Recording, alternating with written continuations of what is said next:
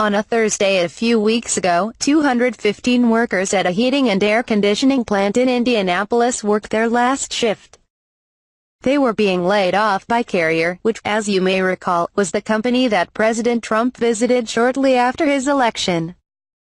That visit felt like one big celebration, where Trump basked in his victory and took credit for a post-election deal that would save Carrier jobs. It turns out, however, that he didn't save as many jobs as he'd claimed. "We feel betrayed," Chuck Jones, a union leader who stood with Trump that day, wrote recently. Carrier isn't the only Indiana factory laying off workers, either. At least 2 other big plants there have done so since the 2016 election. In the daily circus of the Trump presidency, the tweets, the porn star, the racist trolling, the Russia investigation and the bizarro conspiracy theories about the Russia investigation, it's easy to lose sight of normal political stories like Carrier. But normal stories are Trump's biggest vulnerability, and the circus is actually his friend. Democrats would be wise to remind themselves of this fact every single day.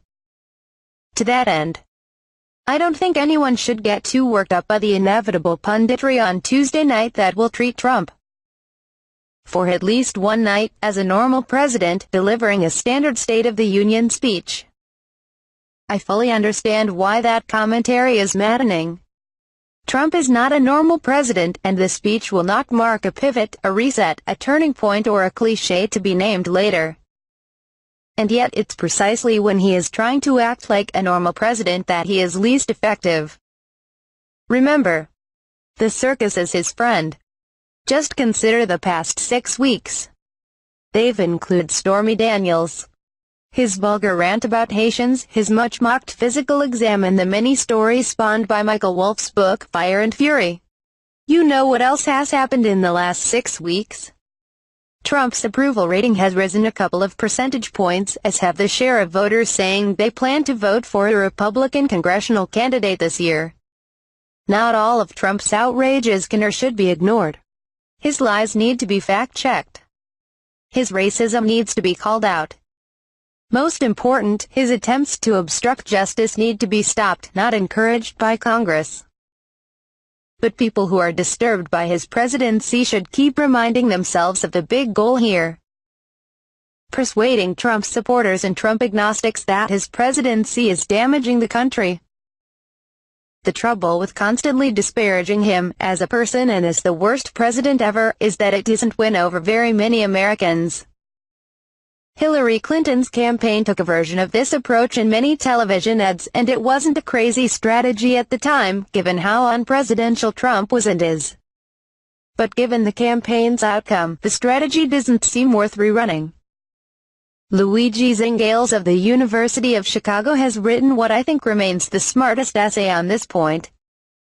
In an op-ed published shortly after the election, he explained that Trump fit a global pattern.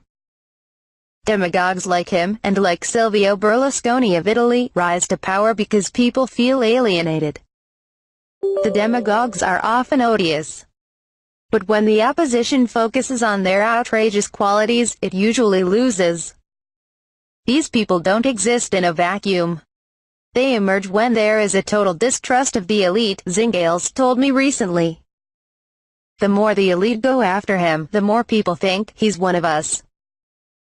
The successful strategy, in Italy and elsewhere, is to treat the demagogue like a normal politician who's failing to deliver. Think of the Carrier layoffs. Or Trump's various moves to let Wall Street take advantage of consumers. Or Beijing's glee at Trump's weak foreign policy. Or Trump's tax cut for his fellow millionaires. Or his cuts to healthcare programs, both the ones he's enacted and the larger ones he tried to enact. Democrats need to cast him more like a plutocrat and a feckless president and less like a buffoon and a cartoon villain. They need to treat him more like any other Republican president. For this reason, I welcome the State of the Union address. The speech itself is unlikely to matter much one way or the other. But if I can borrow one of those clichés of punditry, it does offer Trump's critics a chance at a reset.